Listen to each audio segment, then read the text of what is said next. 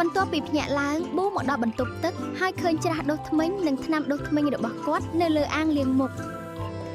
ប៊ូយកថ្នាំដុសធ្មេញដាក់លើច្រាសដុសធ្មេញយ៉ាងប្រុងប្រយ័ត្នដើម្បីត្រៀមសម្រាប់ដុសធ្មេញឲ្យស្អា